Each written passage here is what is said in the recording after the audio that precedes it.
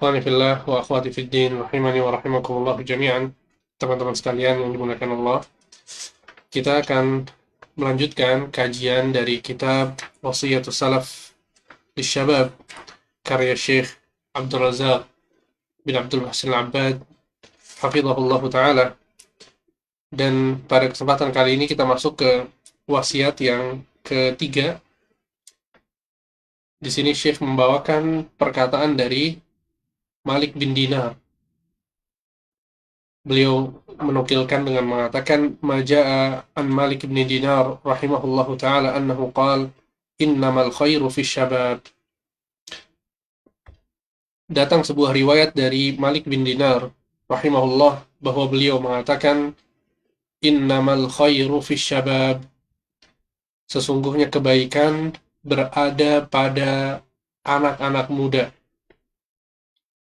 Lihat bagaimana seorang Malik bin Dinar, seorang ulama tabi'in, memahami betul tentang potensi dari anak muda.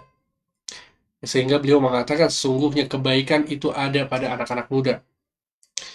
Syekh Abdul Razak mengatakan hadza tanbihun azim min Malik ibn Dinar rahimahullah li ahammiyati hadhil marhalah. Ini adalah peringatan yang disebutkan oleh Malik bin Dinar rahimahullah tentang betapa pentingnya masa muda. Wa anna syab idza ahsana istighlalaha hassala khairan 'aziman. Seorang pemuda jika bisa memanfaatkan waktu mudanya, dia akan mendapatkan kebaikan yang sangat banyak. Wa asbaha ma hassalahu fi syababih rakizatan wa 'umdatan wa aslan thabitan yabqa ma'ahu ila mamatih.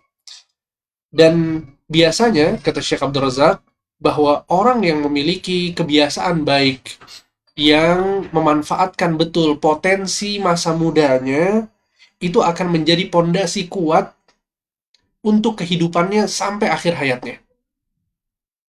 Naf'an li nafsih, wa naf'an li ummatih, wa nushan li ghairih. Dan manfaat yang akan dia dapat, itu manfaat yang akan kembali kepada dirinya, bahkan kepada orang lain, kepada umatnya, ya, dan bisa menjadi nasihat buat orang-orang yang ada di sekitarnya. Ya, sehingga ini adalah peringatan ya dari Malik bin Dinar bahwa anak muda itu harus memperhatikan bagaimana dia menghabiskan waktu mudanya. Ya, dia harus memperhatikan hal ini. Dan apa yang dijelaskan oleh Syekh Abdul Razak ini adalah sesuai dengan apa yang dijelaskan oleh ulama yang lain. Ya, bahkan ada satu pepatah Arab yang mengatakan man syabba ala syai'in syaba alaih. Seseorang yang terbiasa untuk melakukan sesuatu pada masa muda, maka dia akan terus melakukannya sampai dia tua. Ya, karena memang itulah jiwa seseorang ya, bahwa jiwa seseorang itu terbentuk berdasarkan kebiasaan yang selalu dia lakukan. Kalau ketika muda dia biasa untuk beribadah, dia biasa untuk sholat malam, ya, dia biasa untuk membaca Al-Quran, ya maka ketika dia sudah tua, dia akan terbiasa untuk melakukan itu dan akan mudah baginya untuk melakukan ketaatan-ketaatan yang sudah terpatri kuat di dalam dirinya dengan pembiasaan ketika dia masih muda. Sehingga ini satu hal penting sekali yang harus kita camkan baik-baik ya. Jadi mumpung kita masih muda, ayo kita biasakan jiwa kita ini dengan kebaikan.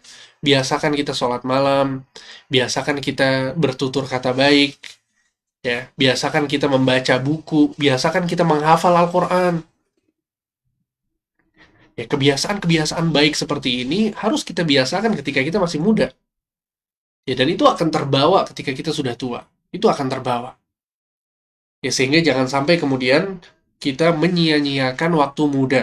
Makanya Syekh Abdul Razak kemudian mengatakan, "Bainama idza lam yuhsin dzalik, adha'a ala nafsihi khairiyata hadhil marhalah wa barakataha." Ya, kalau seseorang itu tidak piawai dalam memanfaatkan masa muda, maka sungguh dia telah menyia-nyiakan dirinya sendiri. Ya, karena masa muda ada keberkahan khusus di sana kata Syekh Abdul Razak Al-Abbad hafizahullah taala.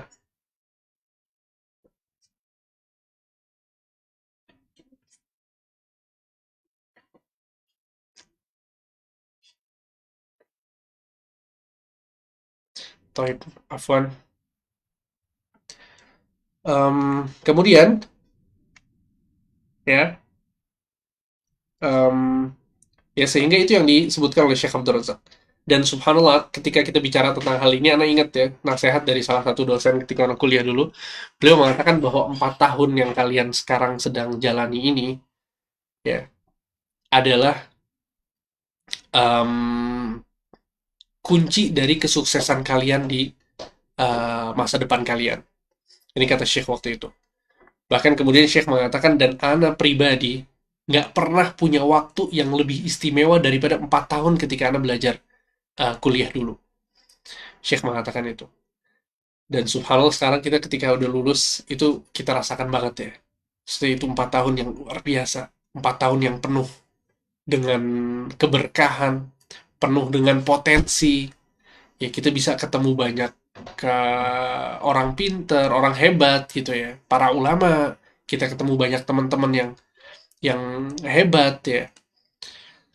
Ya walaupun tipikal dari satu tempat belajar atau universitas gitu ya, katakanlah kampus, ya di situ ada orang baik, ada orang yang nggak baik gitu ya, ada yang rajin, ada yang males ya. Tapi intinya adalah potensi yang bisa digali pada masa-masa tersebut itu luar biasa. Ya, sehingga anak ingat perkataan tersebut ketika kita melihat apa yang dijelaskan oleh Syekh Abdul Razak Al-Abbad hafizahullah taala. Kemudian beliau mengatakan, wa indama yajtami'u lisyabi quwwatu syabab wa faraghul waqt wa wafratul mal bil yad fahadhihi takunu mahlakatan lahu. Subhanallah. Kata Syekh Abdul Razak, kalau terkumpul 3 hal pada seorang pemuda, maka dia akan hancur, akan binasa. Apa itu? Yang pertama, quwwatus syabab, kekuatan seorang pemuda. Dan yang kedua, faraghul waqt, waktu yang kosong. Dan yang ketiga, wafratul mal bil yad, memiliki harta yang banyak yang dipegang di tangannya. Ini akan menghancurkan kehidupan seorang anak muda. Ya pasti kita tahu lah kisah-kisah anak muda yang mereka terjerumus dalam keburukan-keburukan, dosa besar, ya penyimpangan-penyimpangan. Sebabnya adalah 3 hal tersebut. Dia memiliki kekuatan karena masih muda, ya masih bisa kemana-mana, masih bisa melakukan banyak hal. Kemudian dia punya waktu yang kosong, tidak tersibukkan dengan kebaikan. Dia nggak sekolah, nggak kuliah, atau kalau kuliah pun cuma main-main, nggak ada orang yang mengarahkan kepada kebaikan, betul-betul kosong waktunya. Dan yang ketiga dia punya uang, udah berantakan, kata Syekh Abdul Razak. Beliau mengatakan fahadhihi takunu mahlakatan lahu. Orang ini bakal hancur, bakal binasa. Ya, jadi hati-hati ya, hati-hati. Jangan sampai kita itu kosong. Ya, sebagai pemuda jangan sampai kosong dari kebaikan. Dan nanti di wasiat-wasiat berikutnya akan disebutkan juga ya bahwa seseorang itu eh, nggak melulu dia diperintahkan untuk beribadah. Bahkan ketika seseorang itu sibuk dalam hal positif, walaupun itu bukan ibadah mahdhah, maksudnya bukan sholat, bukan puasa, itu merupakan satu kebaikan. Ya nggak masalah. Seseorang dia sibuk berbisnis, sibuk berdagang, ya sibuk mengurus hal-hal duniawi lainnya yang positif, yang baik, itu juga nggak masalah. Ya. Bahkan Umar bin Khattab radhiyallahu anhu Allah, beliau punya perkataan bagus. Kata beliau, Inni la uhibbu an arakum sabahlala. Sesungguhnya aku benci melihat kalian sabahlala. Apa itu sabahlala? La fi amali dunya wala fi amal akhirah. Yaitu seseorang yang tidak melakukan amalan akhirat, tidak juga melakukan amalan dunia. Ya, ada orang-orang kayak begitu ya, kita nggak tahu deh pola pikirnya gimana. Kok bisa betah dengan keadaan eh, kosong gitu ya, tidak dalam kesibukan akhirat, tidak dalam kesibukan dunia. Ya, Umar bin Khattab sangat membenci orang yang tipikalnya seperti ini. Ya, sangat membenci orang yang tipikalnya seperti ini. Nggak lagi melakukan hal untuk dunianya, nggak juga melakukan hal untuk akhiratnya. Ya, Taib, sehingga ini ya berbahaya bahwa kalau 3 hal tersebut terkumpul pada seorang pemuda, maka itu akan menjadi kehancuran baginya. Kemudian Syekh Abdul Razak mengatakan, فَإِذَا انضَمَّ إِلَى قُوَّةِ الشَّبَابِ وَفَرَاغِ الْوَقْتِ ووفرة المال أمر رابع وهو كثرة الفتن وقربها من الشباب وكثرة أبوابها فهذه من أعظم المهلكات للشباب التي يجني بها على مرحلة شبابه جناية عظيمة ويفوت على نفسه خير الشباب وبركته. خير الشباب وبركته. Antum bayangkan, kata Syekh Abdul Razak, kan tadi udah ada 3 unsur yang bisa menghancurkan pemuda ya. Yang pertama tadi apa? Kekuatan pemuda, kemudian waktu yang kosong, dan harta yang ada di tangannya. Ini nih udah menjadi kehancuran. Kemudian kata Syekh Abdul Razak, kalau ditambah perkara yang keempat, yaitu banyaknya fitnah dan dekatnya fitnah di hadapan seorang pemuda ini, dan banyaknya pintu-pintu fitnah di hadapannya, maka ini adalah kehancuran yang paling besar. Kehancuran yang paling besar. Dan perkara ini, ya, jika ditambah dengan fitnah ini, maka akan ya merusak masa muda seseorang. Dan orang ini akan kehilangan banyak kebaikan. Ya, ikhwan. Dan kita tahu zaman sekarang zaman fitnah. Betapa mudahnya seseorang terjerumus dalam fitnah. Entah fitnah itu fitnah syubhat atau fitnahnya fitnah syahwat. Ya kita tahu, pembahasan para ulama tentang dosa itu berkisar antara 2 perkara. Yang pertama dosa yang berkaitan dengan syubhat. Ya syubhat ini pemikiran-pemikiran yang menyimpang, pola pikir yang salah. Ya, memaknai agama dengan cara yang tidak benar. Ya, dan betapa banyaknya syubhat di sekeliling kita. Ya kalau dulu orang kalau eh, mau katakanlah dia mau mendapatkan suatu fitnah, dia harus keluar dari rumahnya. Tapi sekarang fitnahnya masuk ke dalam rumah kita. Bahkan ada di kantong kita, ada di gadget kita. Ya pemikiran-pemikiran sesat, kemudian cara pikir yang sesat, ya. Kemudian bagaimana seorang itu memandang agama Islam, ya dengan pandangan yang salah itu tersebar banget dan itu adalah fitnah syubhat. Kemudian yang kedua, ya, tipikal dosa yang kedua atau fitnah yang kedua adalah syahwat. Ya, entah itu berkaitan dengan harta, dengan kedudukan, dengan wanita, ya lawan jenis. Kalau wanita berarti pria dan seterusnya. Maka ini semuanya fitnah.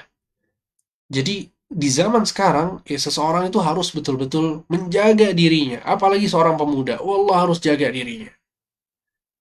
Ya, harus jaga dirinya dengan ilmu, menjaga diri dengan berdoa kepada Allah, dengan memperbanyak amal soleh, ya, dengan memiliki sahabat-sahabat yang soleh, ya, lingkungan yang baik, lingkungan yang sehat, sehingga anak muda harus hati-hati di zaman sekarang, harus berhati-hati. Ya, ini yang disebutkan oleh Syekh Abdul Razak, hafizahullah taala. Jadi itu adalah wasiat yang ketiga.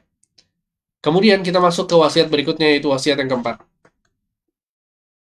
Wasiat yang keempat, kata Syekh Abdul Razak, al-wasiyatur rabi'ah, wasiat yang keempat. Wa min wasaya salaf rahimahumullah lisyabab ma ja'a an Zaid bin Abi Zarqa qala kharaja Sufyan ya'ni Thawri wa nahnu ala babih. Ya, di antara wasiat salaf untuk para pemuda adalah riwayat yang disebutkan oleh Zaid bin Abi Zarqa. Beliau mengatakan, suatu hari Sufyan Thawri keluar dari rumahnya dan kami murid-muridnya ada di hadapan pintunya. Faqal, maka Sufyan ketika melihat kita anak-anak muda, beliau mengatakan, ya ma'syarasy syabab, wahai anak-anak muda, ta'ajjalu barakata hadzal ilm, bersegeralah untuk mendapatkan keberkahan ilmu. Fa innakum la tadruna la'allakum la tabghuluna ma tu'ammiluna min liyufid ba'dukum ba'dha. Ya, bersegeralah untuk mendapatkan keberkahan ilmu. Karena bisa jadi kalian akan kehilangan apa yang kalian inginkan. Maksudnya kalau kalian tidak bersegera, ya bisa jadi kalian akan kehilangan apa yang kalian inginkan.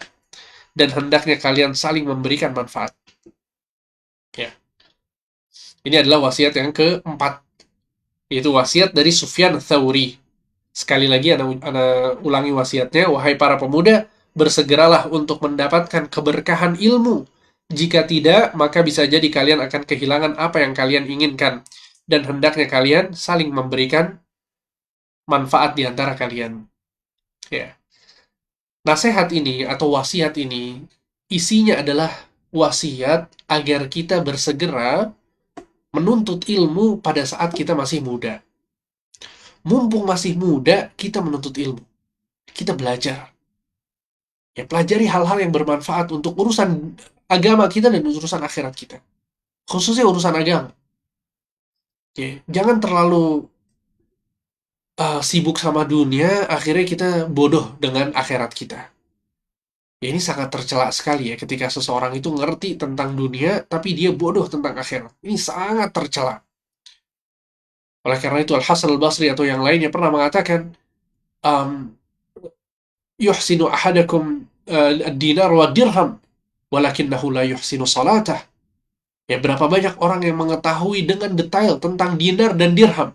Bahkan disebutkan dalam sebuah kisah gitu ya, bahwa uh, Al-Hasan Al-Basri mengatakan sebagian orang itu mengetahui ketika dia menggenggam dinar, dia bisa tahu ini ada berapa dinar. Ya, karena saking hebatnya dia karena saking seringnya dia uh, mengurus dinar, ya, karena saking seringnya dia berinteraksi dengan uang. Dan kita tahu dinar zaman dahulu adalah kepingan-kepingan emas. Sehingga ketika dia semakin berat, nilainya semakin tinggi gitu ya. Nah, Hasan Basri bilang sebagian orang tuh dia tahu, tanpa melihat ada berapa keping, dia tahu berat yang ada di tangannya ini berapa dinar. 10 dinar misalnya, 11 dinar, 12 dinar. Karena saking mengetahui urusan dunia. Walakin la yuhsinu sholata. Akan tapi dia nggak bisa cara sholat yang benar. Ya, ini percuma. Ya, buat apa kita tahu dunia kalau kemudian akhiratnya bakal terbengkalai? Ya, sebagian orang, subhanallah, pengetahuannya tentang dunia, Masya Allah, tabarakallah. Ya, mobil apa yang baru keluar, kemudian yang bakal keluar, harganya berapa, spesifikasinya seperti apa aja fitur yang ada di dalamnya, ngerti semuanya persis. Tapi ketika ditanya tentang doa istiftah, masih salah. Ketika ditanya doa tidur, itu ada berapa dia nggak tahu. Taunya cuma bismika Allahumma amutu wa ahya. Padahal ada 13 doa yang diajarkan oleh Nabi SAW yang patut kita baca sebelum kita tidur.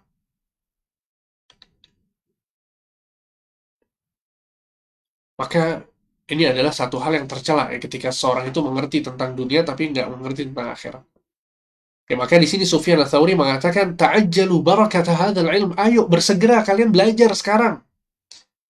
Ya, kemudian beliau mengatakan, fa innakum la tadrun la'allakum la tablughuna ma tu'ammiluna min. Ya, karena kalau kalian nggak bersegera, ya kalian nggak bakal bisa mendapatkan apa yang kalian inginkan. Ya, karena biasanya anak-anak muda yang dalam kebaikan gitu ya, mereka mau memiliki ilmu yang baik, mereka pengen menjadi penghafal Al-Quran, mereka pengen menjadi orang yang banyak membaca buku misalnya. Nah, bagaimana kita bisa mencapai apa yang kita inginkan itu kalau kita nggak bersegera? Ya.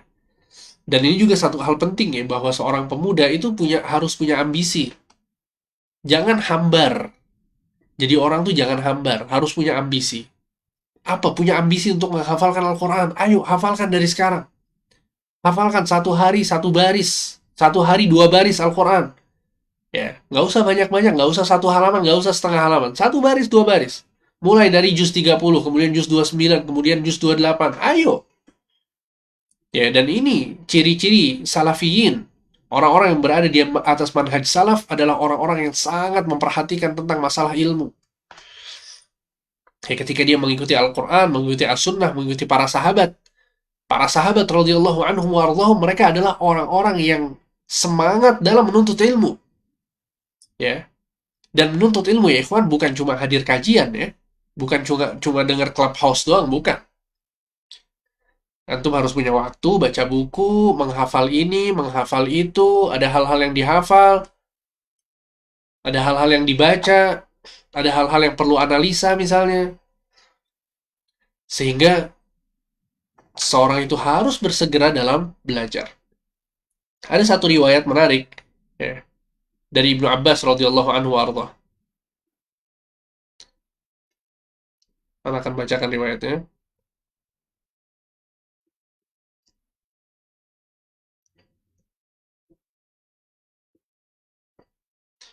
bahwa Ibnu Abbas radhiyallahu anhu ardhah, beliau adalah sahabat Rasulullah Shallallahu Alaihi Wasallam yang umurnya masih sangat muda. Ketika Rasulullah Shallallahu Alaihi Wasallam wafat, ya umur Ibnu Abbas itu sekitar 15 tahun, ya 14 tahun. Ya masih pantaran anak-anak SMP lah. Ibnu Abbas bercerita, ketika Rasulullah meninggal, Ibnu Abbas mengatakan kepada sahabatnya, "Ya fulan, halumma falnas al ashaban Nabi sallallahu alaihi wasallam fa innahumul yawma katsir." Uh, Ibnu Abbas mengatakan kepada orang yang sebaya dengannya, teman mainnya gitu ya, katakanlah, ayo kita pergi ke sahabat-sahabat Nabi, kemudian kita tanya mereka tentang ilmu.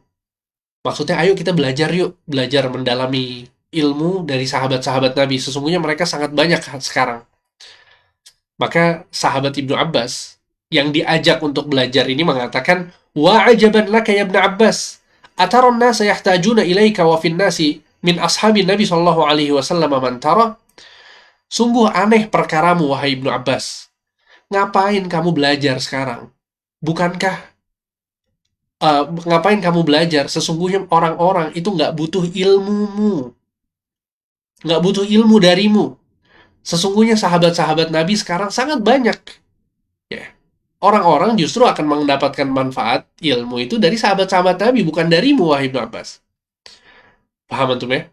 Jadi kita tahu kan sahabat-sahabat Nabi ada banyak, ada Abu Bakar, ada Umar, ada Utsman, ada Ali, dan mereka jauh umurnya di atas Ibnu Abbas. Akhirnya kata Ibnu Abbas, "Fataraktu dzalika wa aqbaltu 'alal mas'alah."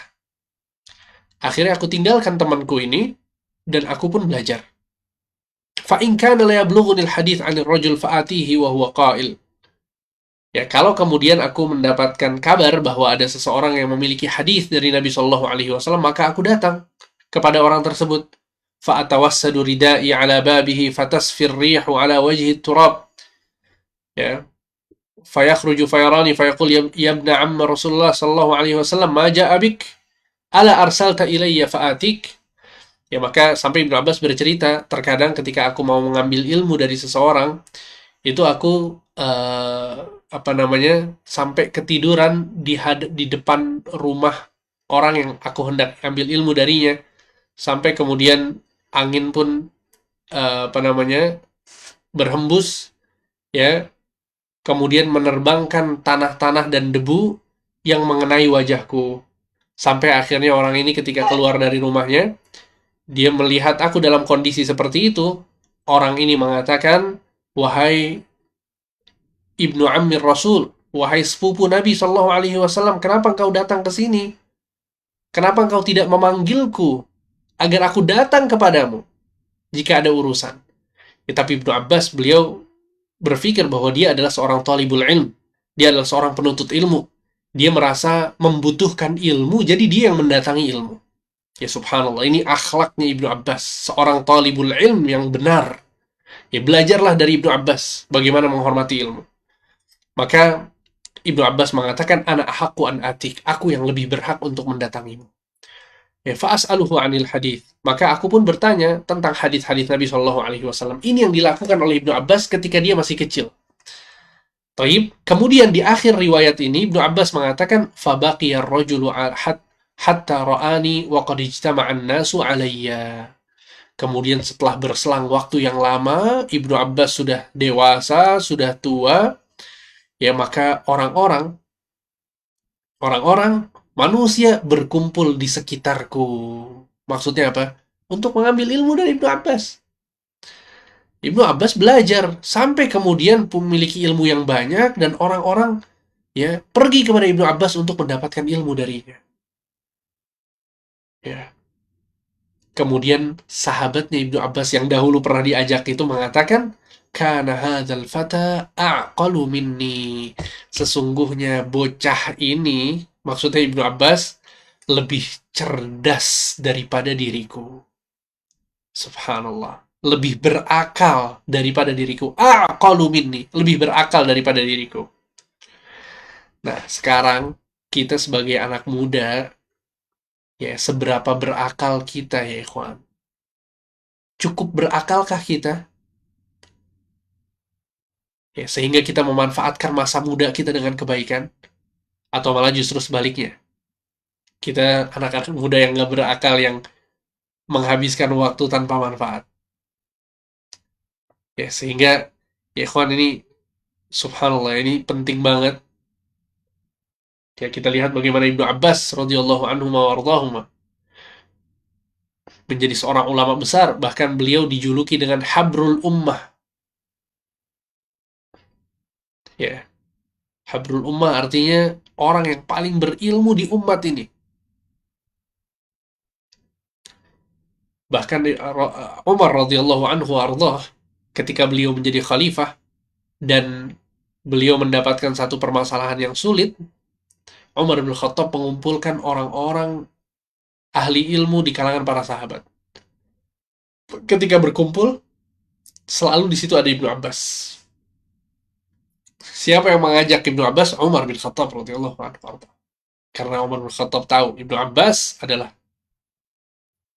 ya, walaupun dia anak muda tapi ilmunya luas, luar biasa.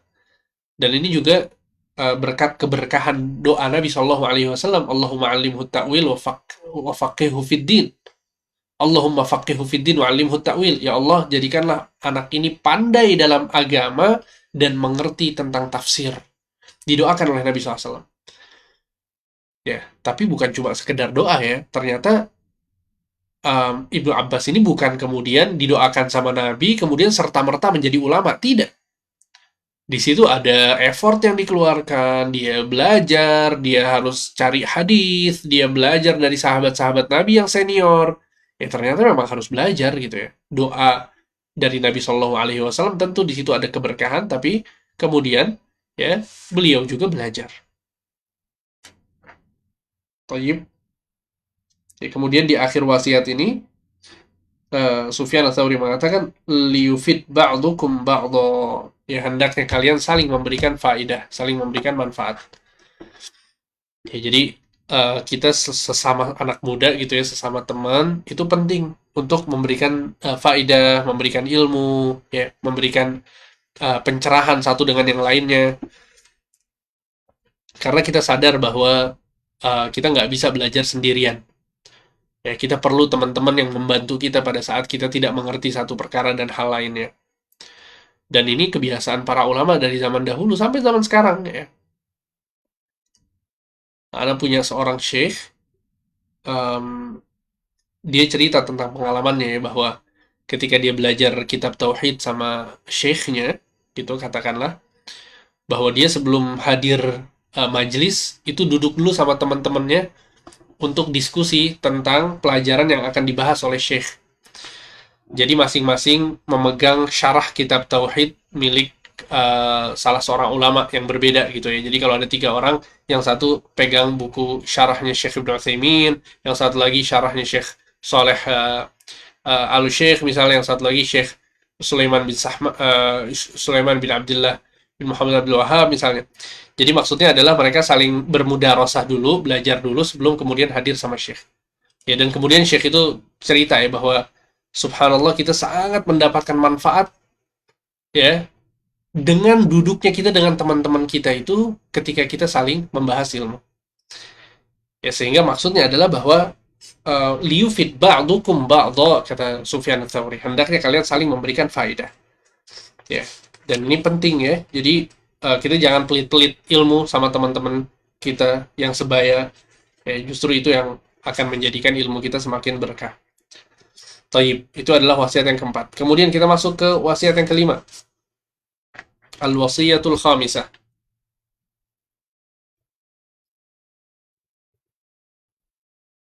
Al-wasiyatul khamisah. Wasiat yang kelima ini sebetulnya judul dari kajian kita pada pertemuan yang kali ini ya.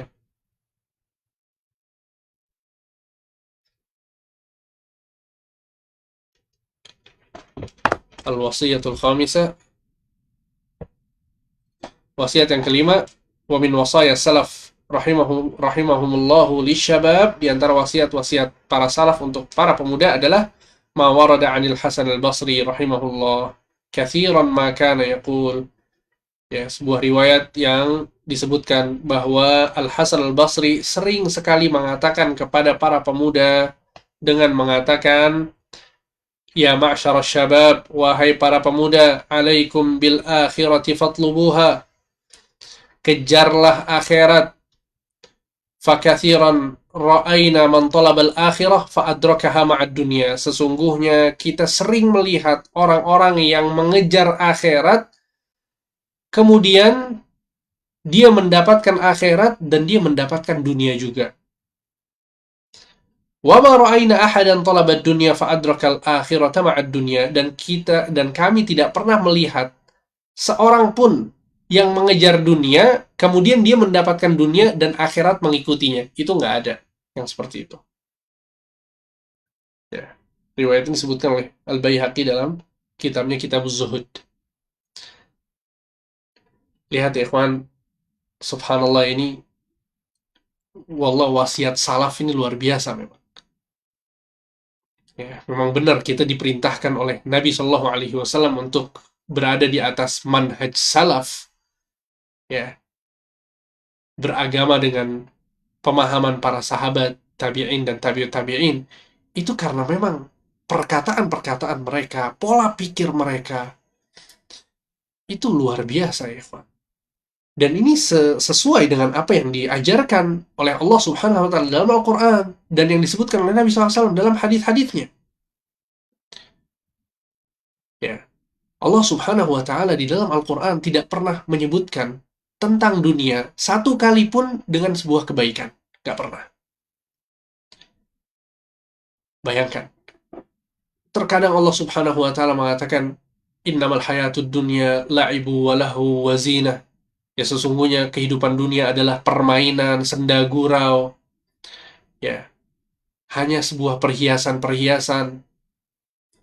Ya, entah dikatakan bahwa itu permainan, senda gurau, selalu itu yang disebutkan oleh Allah Subhanahu wa Ta'ala dalam Al-Quran. Ya, sehingga para ulama mengatakan di dalam Al-Quran nggak ada pujian untuk dunia, itu nggak ada. Padahal di dalam dunia banyak hal-hal yang terpuji. Ya, kita tahu bahwa dunia, subhanallah, bahkan harta yang kita miliki, ya, uang yang ada di tangan kita itu juga bermanfaat. Ya, sesuatu yang baik. Ya, bahkan banyak kebaikan-kebaikan yang tidak bisa dilakukan kecuali dengan adanya harta. Akan tapi ketika Allah Subhanahu wa Ta'ala melihat, ya, kecenderungan manusia untuk menggandrungi dunia dan terlalu berlebihan sehingga meninggalkan akhirat, maka di situ Allah Subhanahu wa Ta'ala dalam Al-Quran selalu menyebutkan celaan terhadap dunia. Ya, karena memang manusianya melampaui batas. Mereka selalu yang menjadi manusia, ya, selalu menjadikan dunia itu sebagai orientasinya, sebagai satu hal yang selalu dikejar. Ya, padahal di sini Al-Hasan Al-Basri mengatakan, aku tidak pernah melihat orang yang mengejar dunia kemudian dia mendapatkan akhirat juga, nggak ada. Tapi sebaliknya, orang yang mengejar akhirat, dia akan mendapatkan dunia juga. Ya, tenang aja. Dan di sini Syekh Abdul Razak mengatakan, ya, bahwa bukan berarti kemudian seseorang itu nggak kerja. Ya, nggak ada yang bilang seperti itu dan tidak ada yang memahami seperti itu. Bukan berarti seseorang itu nggak mencari nafkah. Bukan berarti seseorang itu berhenti dari kerjaannya kemudian fokus untuk puasa, sholat, baca Al-Quran. Tidak. Ya. Akan tapi, sebagaimana yang Nabi Shallallahu Alaihi Wasallam ajarkan, sebuah doa yang sangat penting untuk kita baca setiap hari, ya, ikhwan. Nabi SAW mengajarkan kita sebuah doa yang bunyinya, "Wala taj'alid dunya akbar hammina wala mablagha ilmina." Ya Allah, jangan jadikan dunia sebagai ambisi terbesar yang ada di dalam hatiku. Dan jangan jadikan dunia sebagai puncak dari ilmu yang aku miliki. Jangan. Jangan. Wallah, berbahaya. Banyak ilmu-ilmu yang lebih bermanfaat daripada ilmu dunia. Ilmu tentang asma wa sifat, tentang nama-nama Allah, tentang sifat-sifat Allah Subhanahu wa Ta'ala yang akan mendekatkan diri seseorang kepada Allah. Ilmu tentang beribadah, ilmu tentang khusyuk di dalam sholat, ilmu tentang Al-Quran, ilmu tentang As-Sunnah. Itu semua yang akan menyelamatkan seseorang dari berbagai macam kebinasaan. Sehingga Ini jangan lupa dipanjatkan terus doa ini, ikhwan. Wala taj'alid dunya akbar hammina wala mablagha ilmina. Ya. Sehingga ini maksudnya ya, bukan berarti kemudian seseorang meninggalkan dunia sama sekali, tidak. Bahkan dalam sebuah hadis Nabi SAW mengatakan, innaka antadhara warathataka aghniya khairun min antadharahum 'alatan yatakaffafuna an-nas. Ya, sesungguhnya engkau meninggalkan ahli warismu dalam keadaan cukup, itu lebih baik daripada engkau meninggalkan mereka dalam keadaan tidak memiliki apa-apa dan minta tolong sama orang lain. Lihat, ini adalah motivasi dari Nabi Shallallahu Alaihi Wasallam agar seseorang itu bekerja, mencukupkan keluarganya, ya, menjadikan keluarganya cukup, nggak usah minta-minta, sehingga ketika dia wafat, keluarganya dalam keadaan cukup secara finansial. Ya, ini yang diajarkan oleh Nabi Shallallahu Alaihi Wasallam. Tapi ingat, jangan kemudian dalil ini juga dijadikan seseorang itu akhirnya berambisi ke dunianya luar biasa. Enggak. Ya itulah Islam ya, selalu di tengah. Nggak berlebihan ke kanan dan nggak berlebihan ke kiri.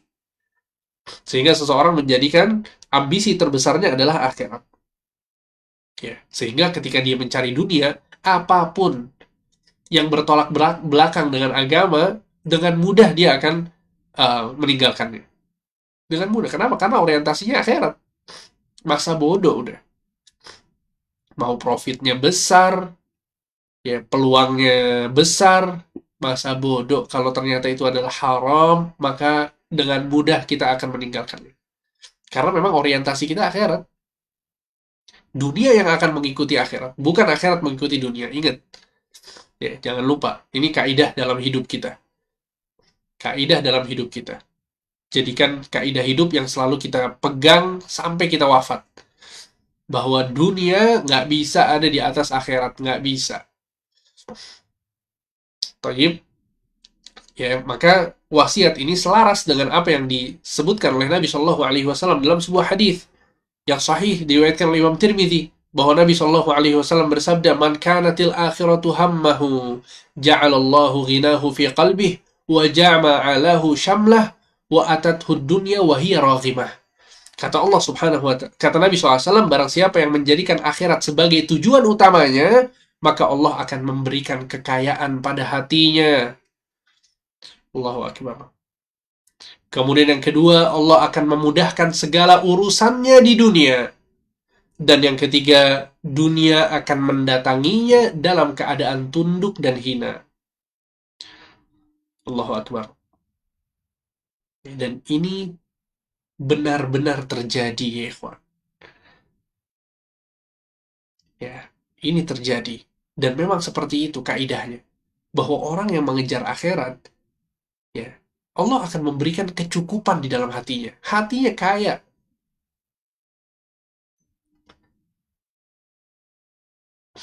Hatinya akan merasa selalu cukup. Karena memang ya cara pandang dia terhadap dunia ini, dunia adalah remeh, dunia adalah hina, dunia hanya sementara. Ya, adapun akhirat itu selama-lamanya. Maka akhirnya apa yang dia dapatkan di dunia ini ya cukup-cukup aja, nggak masalah. Dan perasaan seperti ini, wallah ya ikhwan, lebih mahal daripada dunia dan seisinya. Ketika Allah Subhanahu wa Ta'ala memberikan kecukupan pada hati kita, ya, harta yang kita dapatkan itu cukup. Kita bersyukur, kita berterima kasih kepada Allah, kita merasa itu udah luar biasa. Ya, maka perasaan seperti ini nggak mungkin didapatkan oleh seseorang kecuali ketika dia mengejar akhirat. Kemudian lanjutan hadisnya, kata Nabi SAW, "Wa man kanatid dunya hammahu," dan barang siapa yang menjadikan orientasinya adalah dunia, ja'alallahu faqrahu baina ainaihi, maka Allah akan menjadikan kefakiran di hadapan kedua matanya. Wa farraqa alaihi syamlah, dan Allah akan menjadikan segala urusannya berantakan. Walam ya'tihi minad dunya illa ma qaddara lahu, dan dia tidak akan mendapatkan dunia kecuali sekedar apa yang sudah dituliskan untuknya. Ya Allah, kesian banget. Dia udah capek-capek ya memikirkan dunia, Bukannya dia menjadi orang yang kaya, orang yang berkecukupan, ya mungkin secara materi dia punya harta banyak, tapi kemiskinan, kata Nabi SAW, ada di hadapan kedua matanya. Ya, profit turun sedikit, waduh gimana nih bahaya. Gimana nanti kalau ada hal yang nggak beres sedikit, dia was-was, dan seterusnya. Ya seakan-akan dia sebentar lagi bakal jadi orang fakir. Betul-betul kefakiran ada di kedua matanya. Dan urusannya dicerai-beraikan oleh Allah, dibuat berantakan sama Allah. Kemudian yang ketiga kata Nabi, dan dia nggak akan mendapatkan apa-apa dari dunia kecuali sekedar apa yang dituliskan baginya. Subhanallah. Ya. Dan ini juga senada ya dengan apa yang Nabi Shallallahu Alaihi Wasallam sabdakan dalam hadis lain. Nabi Shallallahu Alaihi Wasallam mengatakan, Inna ruhal kudus nafatha fi raw'i. Sesungguhnya Jibril memberikan wahyu kepadaku. Anna nafsan lan tamuta hatta yastakmila rizqah. Fattaqullah wa ajmilu fit talab. Sesungguhnya setiap jiwa itu tidak mungkin mati kecuali dalam kondisi rizkinya sudah dicukupkan oleh Allah. Ya, jadi setiap orang itu memiliki porsi rizki masing-masing.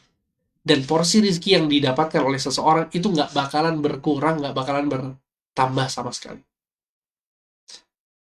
Ya, jadi di dalam hadis ini konteksnya adalah kata Nabi seorang nggak bakal wafat, nggak bakal wafatkan oleh Allah kecuali dalam keadaan porsi rizkinya itu sudah terpenuhi. Ya, jadi kalau dia porsi rizkinya belum terpenuhi, jadi nggak bakal mati dulu, gitu. Kemudian kata Nabi lanjutan hadisnya, fattaqullah, maka bertakwalah kepada Allah, wa ajmilu fit talab, dan perbaikilah cara kalian mengais rizki. Jadi perasaan seperti ini, keyakinan seperti ini akan menjadikan kita mudah untuk meninggalkan yang haram. Jadi kalau ada kesempatan bisnis yang haram di depan mata kita, dan itu peluang yang baik, yang bagus, ya. Tapi ternyata ketika itu haram, kita akan mengatakan dengan sangat mudah bahwa itu bukan porsi rizki saya. Ya. Karena itu adalah sesuatu yang haram. Dan Allah Subhanahu wa Ta'ala tidak akan mengurangi porsi rizki saya. Ya, jika memang porsi rizki saya adalah banyak, katakanlah begitu, maka di suatu hari nanti bakal ada pendapatan yang akan saya dapatkan dengan cara yang halal. Ya, ini yang seharusnya menjadi pola pikir kita ketika kita berbisnis, ketika kita sedang mencari nafkah, ya, mengais rizki. Ini yang harus selalu ada di hati kita dan pikiran kita. Seperti itu. Barakallahu fikum. Semoga apa yang disampaikan bermanfaat. Insya Allah kita akan lanjutkan wasiat-wasiat yang berikutnya pada kesempatan-kesempatan yang akan datang. Wallahu alam. Barakallahu fikum. Barakallah Ustaz. Kalau Ustaz tadi masuk ke bahasan yang awal-awal Ustaz. Sebelum kita masuk ke sesi tanya jawab, Qadarullah mungkin nggak hanya di tempat Anas Ustaz, karena mau sharing sedikit ke Ustaz. Ya, Mungkin di tempat kerja teman-teman juga di perusahaan-perusahaan, terkadang Ustaz, kita orang awam melihat seseorang yang bertitel pendidikan dunia tinggi, namun mereka itu selalu berkata bahwasanya kita ini kerjanya udah ibadah, jadi ya Allah maha tahu lah kalau kita agak-agak telat sholatnya atau apa, ya Allah maha tahu lah, sedangkan kita ini kan ya kerja aja ibadah, apalagi diperkuat di tempat kerja yang kayak Anas, kita udah safar kerjanya udah jauh ya kan, tengah laut pula. Jadi mereka itu kadang anak itu ketemu sama orang-orang yang tenaga ahli dan dia punya jabatan, ibaratnya Allah kasih kepintaran, kecerdasan, ilmu bagi mereka untuk bisa nebak berapa banyak minyak di dalam perut bumi